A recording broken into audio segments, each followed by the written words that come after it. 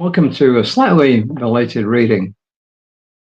Today I've chosen to read from last month's issue of The Science of Mind. I found an article I like. It's by the current spiritual leader of Centers for Spiritual Living. Her name is Reverend Dr. Soni Cantrell-Smith. And this is what she has to say. She quotes from Ernest Holmes to start with, and she says, "The universe is forever flowing in an endless circulation of life, and we are part of that flow." And she's entitled this, "Your Practice is Your Anchor." So here we go. And she says, amidst the constant movement, there's an unchanging stillness within us, a divine essence that's always present, and it's always whole, and it's always at peace. And Ernest Holmes says, life is a continuous process, a constant flow of the invisible into the visible. And that's really along the lines of Plato. This profound truth speaks to the way that spirit moves in, through, and as us, manifesting in the comings and goings of our days. Our spiritual practice becomes our anchor, allowing us to navigate this flow with grace and clarity, helping us to awaken to the divine presence. Of course, she's speaking about meditation, and she goes on to say, through meditation, we step into the silence and we create space for spirit to speak. In mindfulness, we meet the moment as it is, without judgment or resistance, opening ourselves to the sacred and the ordinary. And in the practice of sitting in stillness, we touch the eternal within us, the part that is not moved by the noise of the world, but is deeply rooted in truth.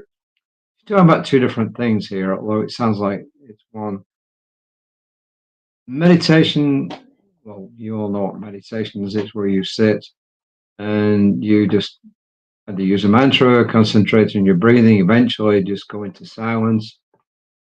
Mindfulness is about being present in the moment. Mindfulness is part of meditation because you're present in the moment, but mindfulness in itself is living in the moment, not in the past and not in the future, but living in this moment. So like when you drive, you're driving, when you clean your teeth, you clean your teeth, etc.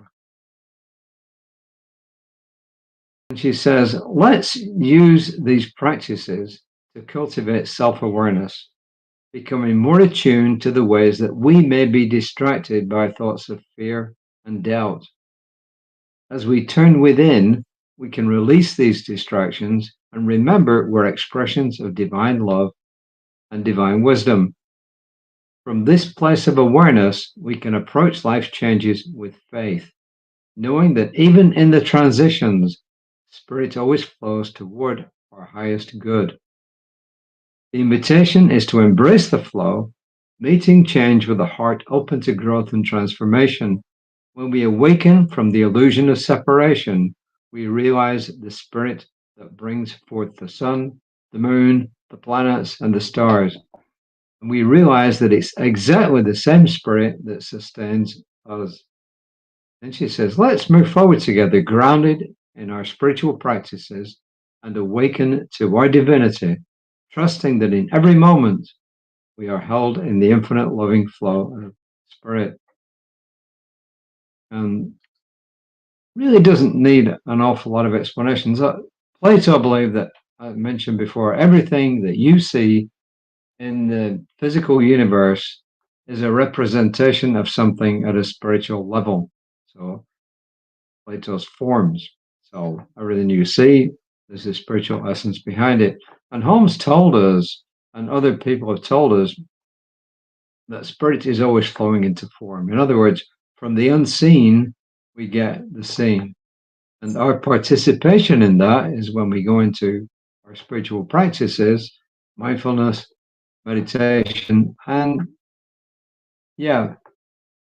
when we go into our prayer form, which to us is called spiritual mind treatment or affirmative prayer, which is where we combine the two things, the fact, the thought, and the feeling, the emotion. So it's just a reminder to us to take a little bit of time out each day to let the cares of the world go. And as we do this and as we practice this, we become grounded so that when the storms of life come along, we are easily able to withstand them. Whereas if we're not, then we get blown down by them. And you can see people freaking out all over the place. But you see the people who are really grounded in knowing that they are part of something bigger and that that essence is supporting them, they withstand all these storms. You know, Mother Teresa said, if you ask me to be against something, I will never do it. But if you ask me to be for something, I will always do it. Because she was coming from a deep spiritual sense. In other words, if you ask me to be against war, I will not be against war. But if you ask me to be for peace, I will be for peace. In other words, she was looking at the positive side of it. There's a friend of ours who she's taking part in the district Toastmasters contest right now. She will be in May. And her story was this: she is a cancer survivor, and she said that she's not a fighter. You know, she's just someone who believes in herself and in her ability to overcome these things. So, in other words, instead of forcing, she's going with the flow and using that flow to actually move forward. You know, she is, as far as I know, she's free of disease right now.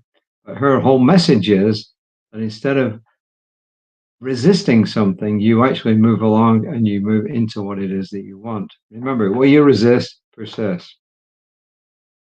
So, how you pray is up to you. How you meditate is up to you. But please at least practice mindfulness sometime during the day. And it's really easy. I multitask a lot, but I do my spiritual practices. So I'm not talking from something else. So anyway, Reverend Lisa will be on tomorrow at 9:15 at our service tomorrow. It is not going to be Reverend Dr. Jesse Jennings. This is on Creative Life Spiritual Center's Facebook page tomorrow and live in person in Spring, Texas. It's going to be Danielle Mercadal, who is one of our religious science practitioners, and she will be giving the Sunday talk tomorrow. So tune in. She's a wonderful poet and she's a great speaker. So tune into that. 11 a.m. Central Time. And if you cannot go in person, it will be on Creative Life Spiritual Center's Facebook page tomorrow at 11. We'll be live. So until next time, namaste.